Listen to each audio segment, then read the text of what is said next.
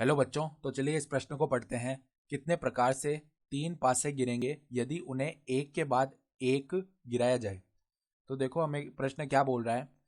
हम क्या कर रहे हैं, तीन पासों को गिरा रहे हैं एक के बाद एक। तो हमें बताना है कि वह कितने प्रकार से गिरेंगे।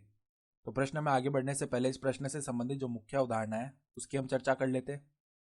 देखो मुख्य उदाहरण, तो देखो विन्यास बनाने में यदि और का बोध हो और का बोध हो तो गुणन का उपयोग करते हैं। ठीक है, उपयोग करते हैं। तो हमारे पास में तीन पासे हैं और एक के बाद एक हम उन्हें गिरा रहे हैं। तो देखो पहले पासे को जब हम गिराएंगे तो कुल कितने परिणाम आ सकते हैं। तो देखो एक पासे को गिराने पर एक पासे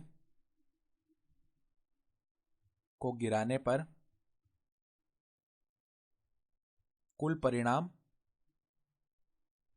छह परिणाम आ सकते हैं। या तो एक आ जाएगा, या दो आ जाएगा, या तीन आ जाएगा, चार आ जाएगा, पांच आ जाएगा, या छह आ जाएगा। तो कुल प्रकार के छह परिणाम आ सकते हैं। अब देखो एक के बाद एक हम तीन पासों को गिरा रहे हैं, यानी पहले पासे को गिराया, फिर दूसरे पासे को गिराया और तीसरे पासे को गिराया। यानी बीच में और का बोध हो रहा है, यानी पहले को गिराया और दूसरे को गिराया और तीसरे को गिराया। ठीक है, तो यहाँ पर और का बोध हो रहा है तो गुणन होगा। तो देखो तीन पासों को, तीन पासे, तीन पासे एक के बाद एक, एक के बाद एक के बाद एक गिराए जाने पर कुल परिणाम कितने आ जाएंगे।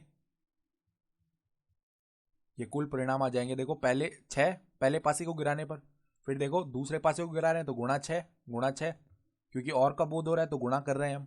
तो ये कितना आ जाएगा 216, और 216 ही हमारा उत्तर भी आ जाएगा। यानी कुल संभावित प्रकार कितने हो जाएंगे 216। तो आशा करता हूँ आपको ये प्रश्न समझ में आया होगा। धन्यवाद।